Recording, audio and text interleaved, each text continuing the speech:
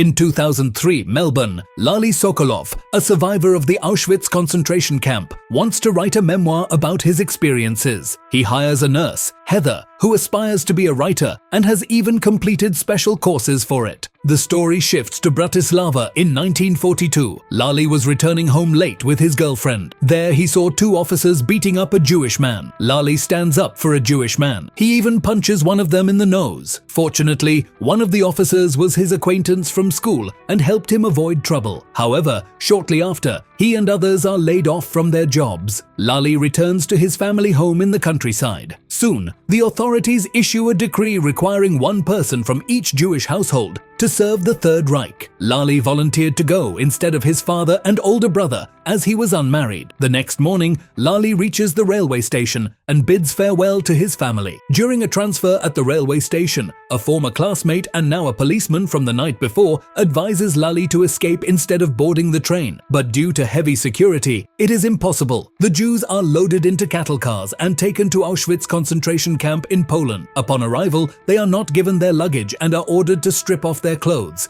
receiving prison uniforms instead. They are also shaved and tattooed with numbers on their arms. Afterwards, they are transported to a field where dozens of barracks are being constructed behind barbed wire, meant for the next arrivals. One night, while answering nature's call, Lali notices a duty officer shoot 3 prisoners out of boredom. Lali works on building new barracks. He climbs onto the roof to help one of the carpenters and sees the entire construction of the concentration camp. He also notices a truck transporting dozens of corpses into the woods, where black smoke rises in the sky as the Nazis struggle to bury the deceased prisoners. At night, his bunkmate, a teenager named Oren, told Lali how the officers shot a few prisoners randomly. Soon, Lali falls ill and is unable to work, which in the camp means certain death since the Nazis don't feed useless prisoners. During the morning roll call, Oren sees Lali being loaded onto a cart with other unconscious prisoners. Oren creates a diversion by toppling a breakfast vat, allowing his friends to carry Lali back to the barracks amidst the chaos. A man named Pepan, the head tattooist in the camp, notices this. When Lali recovers, Pepan offers him a new job of tattooing numbers on incoming prisoners. The job is less strenuous, and the food is better. Also, he won't have to stay in filthy bunkers. Lali agrees, coming under the command of SS officer Beretsky, who he previously saw shooting prisoners out of boredom. After the transfer, Lali periodically visits his old barracks to share part of his increased food rations.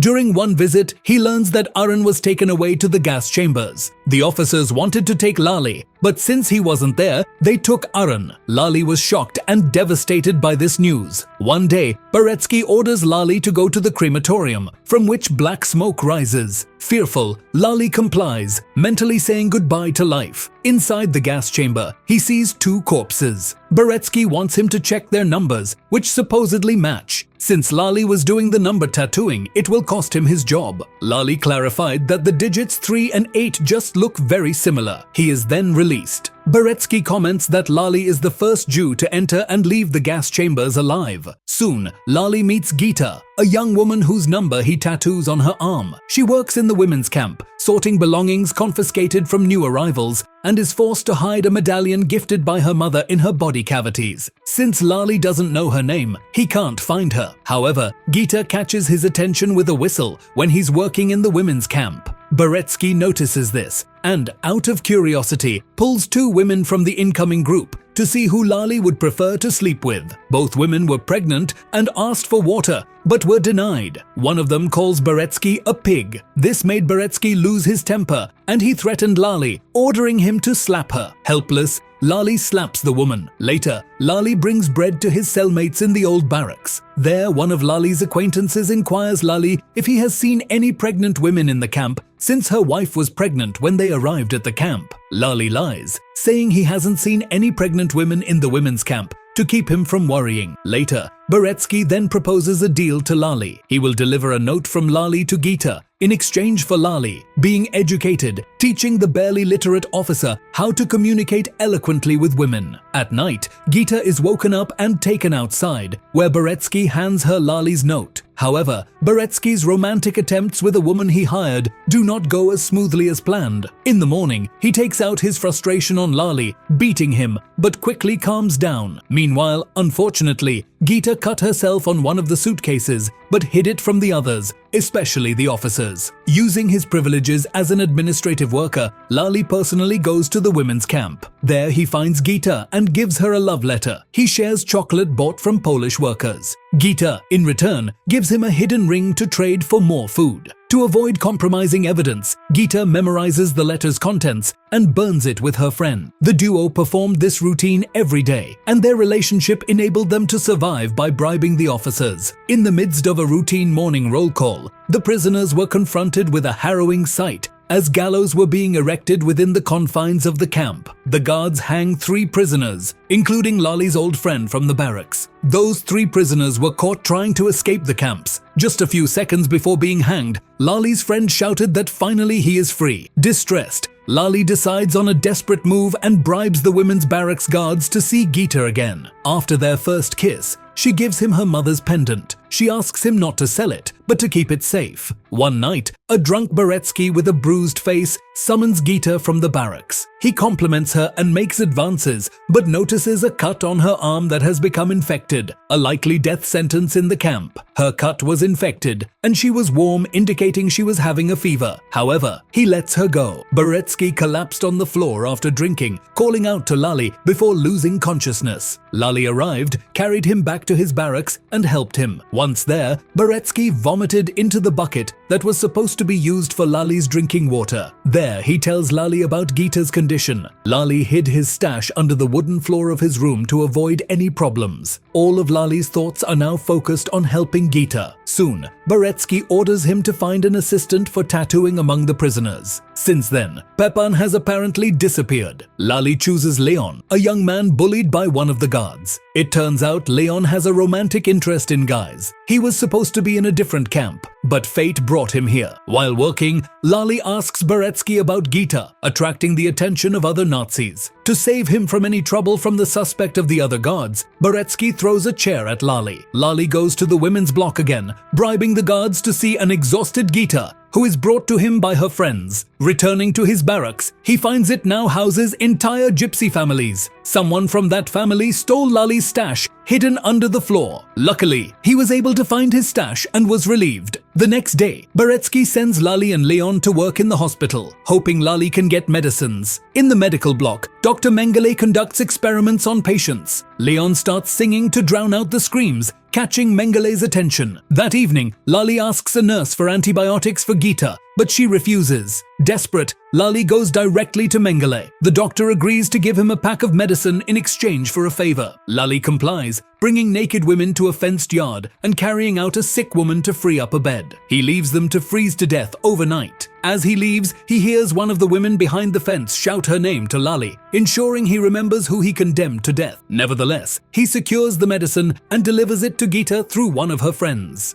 He sees her later, working at the sorting facility, and she appears much better. Later, he sneaks into the women's block to see her, and their conversation turns intimate. On the way to work, Leon hands Lali a contraband bottle of schnapps bought from Polish workers. An officer notices Lali hiding something in his pants and orders him to strip, discovering the alcohol. Beretsky saves the situation by claiming the bottle as his own. He tells Lali he's aware of the underground trade and wants a share. In return, Lali asks Beretsky to place Gita in the administration to make it easier to conduct their schemes. Beretsky, angered by the bargaining, strikes him. However, Lali later sees Gita at the administrative building, where she receives supplies for work. Lali gradually adapts to the gypsies in his block and even befriends a girl named Nadia. She admits she's glad her children died before arriving at the camp, as they would face death here in even harsher conditions. One day, Dr. Mengele approaches the tattooing station to take Leon. That evening, Lali learns that the doctor castrated poor Leon. But this isn't the worst news. Returning to his barrack, Lali finds Beretsky, along with several other German officers, who have searched his room and found his stash, including Gita's medallion. They have discovered the jewelry smuggling operation. They laid everything out in a row on the bed. All Lali could do was close his eyes and pray that he wouldn't get killed. Lali is taken to a cell for interrogation to reveal the names of other members of the smuggling ring. Following orders, a burly Jewish man beats him. When the German officer leaves, the man confesses he was careful not to break anything, but threatens to kill Lali if he betrays his accomplices. After several days without news from Lali, Gita fears the worst. Suddenly, an alarm rings around the camp, alerting that the commandant's son is missing. All officers and soldiers are sent to search for him. Taking advantage of the confusion, Gita sneaks into the administrative building, fearing that Lali might be taken to the gas chambers. She looks into a logbook kept by the commandant's mistress, discovering that Lali has been transferred to Block 11. However, she accidentally spills ink, and when the lady officer returns, she informs Beretsky of Gita's snooping. Out of old loyalty, Beretsky orders the lady officer to clean up without punishing Gita. Hearing all this had a negative impact on Heather in the present, causing her to become consumed by her work. She ended up having a panic attack and struggling to breathe, and Lali called an ambulance. Later, she showed up at Lali's house and, while sitting together, confessed that she needed some time alone. She admitted she had never done anything like this before and felt completely overwhelmed by what she had heard so far. Heather didn't want Lali to know she was struggling because the story was so important. She was terrified of ruining the story and not conveying the words properly. To show her commitment, she handed him the first 150 pages of her novel. Lali continues his story. In the barracks, Gita meets Mrs. Hoffman, an old acquaintance from peaceful times, and learns that her parents have also been sent to a concentration camp, which means inevitable death given their age. This news devastates her. The next day, Gita steps out of line and urinates on the ground, provoking the guards, but they do not notice. Desperate, she wanders the camp, hoping to be shot. Instead, she helps a beaten woman named Hannah stand up, finding strength in the familiar face. Gita then finds the mistress and begs her to save Lali, using her connection to the commandant. The mistress manages to have Lali brought from his cell to the inner courtyard, where prisoners are lined up against the wall and shot. Beaten and tearful, Lali says goodbye to life. However, the man who was ordered to torture him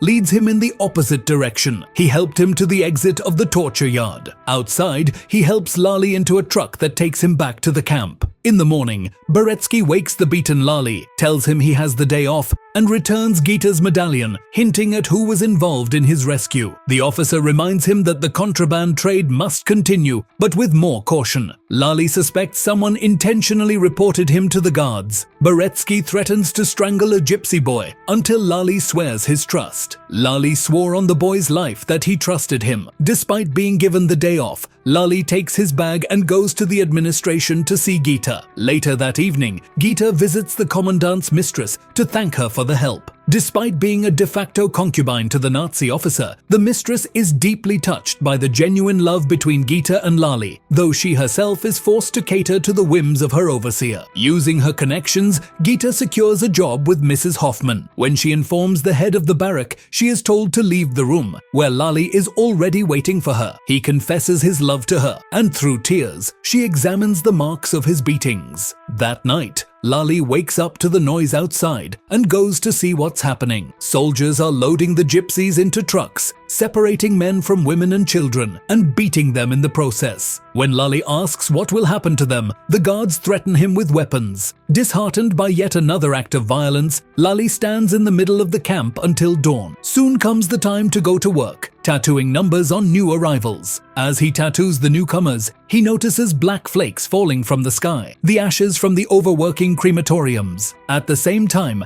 Gita sees a bomber in the overcast sky and smiles, suspecting that the war is nearing its end. As time passed by, it was now spring of 1944, and several prisoners managed to escape the camp, boosting the morale of the inmates. They hope the escapees will tell the world about the horrors of the concentration camps. However, in the fall, the upcoming wave of new prisoners does not decrease. During a tattooing session, one of the newcomers grabs Lali's needle and attacks a guard. The prisoner is knocked to the ground, and Beretsky strangles him with his boot till he dies. He then returned the needle to Lali. Despite his brutality, Beretsky treats Lali better than the others, even arranging short meetings with Gita. She tells him that the escapees were not caught, and she saw a plane that was clearly not German. Unfortunately, soon after, one of the escapees is brought back to the camp, but the guards do not recognize him. The man had bitten off his tattooed number. He mentions that they were able to reach Slovakia, but there no one would believe the torture happening to them here. Lali secretly tattoos a neutral flower over the remaining digits to conceal the escape. The situation in the women's block worsens when it's discovered that one of the newcomers is pregnant, a fact unknown to the camp administration. The block overseer notices this, and Gita decides to bribe her for silence and leniency, including allowing the pregnant woman to rest from work as long as she doesn't get caught. The woman gives birth prematurely, and the prisoners assist with the delivery in the barrack, trying to be as quiet as possible to avoid drawing attention from the guards. The overseer finds them, but instead of reporting them, hands them a knife to cut the umbilical cord. They hide the newborn in the barrack, but when the overseer comes for the next batch of women to be sent to the gas chamber, the new mother's number is called. These numbers are randomly chosen by the administration, and the chosen prisoners are sent to the gas chambers to be executed. Mrs. Hoffman volunteers to go in her place, and the overseer, understanding the situation, plays along, altering the list. The women are sent to the gas chamber, where the sky is darkened by the smoke from the crematorium. Realizing the Third Reich's collapse is imminent, the camp authorities order all incriminating documents to be burned. Gita learns that the prisoners will soon be evacuated to other camps since new prisoners are arriving. One of her friends overhears that they will be sent to a rubber factory near her village and advises them to escape and hide there. The guards and prisoners live in anxious anticipation of the inevitable conclusion, one full of hope for some and despair for others. Lali asks Beretsky what will happen to them, but as a lower-ranking officer, he doesn't know the higher-ups' plans. He can only nervously await his fate for his crimes. Soon,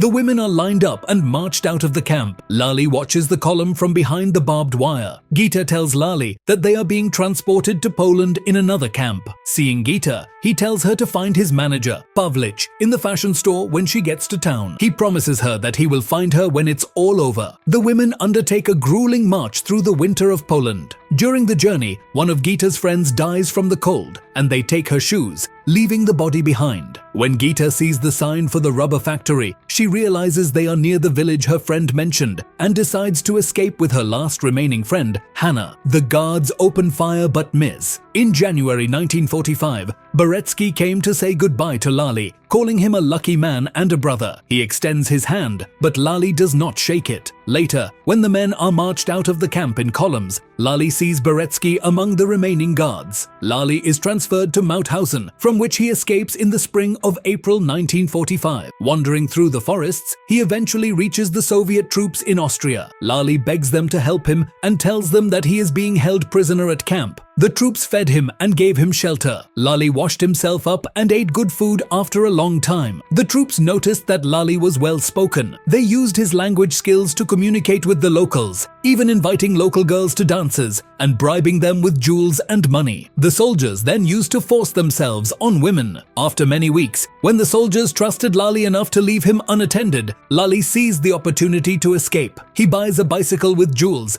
and heads to his home village. At his family home, Lali finds his sister, who survived by hiding with neighbors. She gives him their mother's wedding ring and sends him to Bratislava, where the Auschwitz survivors agreed to meet. There, he finds the store closed and leaves a message on the notice board, checking other boards around the city while working as a private driver. Gita and Hannah arrive in Bratislava and find the store closed. Gita loses hope, but Hannah convinces her to keep searching. They check the boards, but Lali's note has fallen to the ground. Just as Gita loses hope that her lover survived, she spots him on a cart in the street. She runs outside, calling his name. Lali turns at the familiar voice and runs to embrace her. The next scene shows them getting married, celebrating life amid the horrors of death. The story jumps to the 2000s, where an elderly Lali shows his wife Gita's locket to Heather. She suggests ending the story with a brief overview of their post-war life, like an epilogue in a book with a happily ever after. However, Lali refuses, saying life doesn't work that way. When Heather leaves, they agree to meet again the next day. Lali recalls another episode he couldn't bring himself to tell his memoir author, despite their marriage being marred by the trauma of their time in the Nazi camp. Unlike Hannah and other women, one incident stands out. After they moved to Austria, police brought a letter from the German consulate. A law firm was asking Lali to testify in favor of their client, former SS officer Beretsky. The next day, Lali decides to tell Heather about this, but asks not to include it in the book. He is conflicted about whether to testify for Beretsky, who was kinder to him than the other guards. But Gita doubts it's the right thing to do. She is also tormented by guilt over their inability to have children. Eventually, Lali wrote a statement that Beretsky participated in mass executions and personally killed many prisoners. When imprisoned, Beretsky hanged himself, and Lali felt guilty about it. He understands that he survived the camp thanks to an SS officer. Heather agrees to accompany him on a journey back to Europe to visit the Auschwitz Museum to find closure, but their plans do not come to action. Returning home, Lali lies on the bed, closes his eyes, and never opens them again. Lali died on October 31st, 1980. Heather spent 11 years looking for a publisher for his memoirs. She eventually visited Auschwitz, but without him. The series ends with archival footage of the real Lali Sokolov, whose interviews form the basis of the story.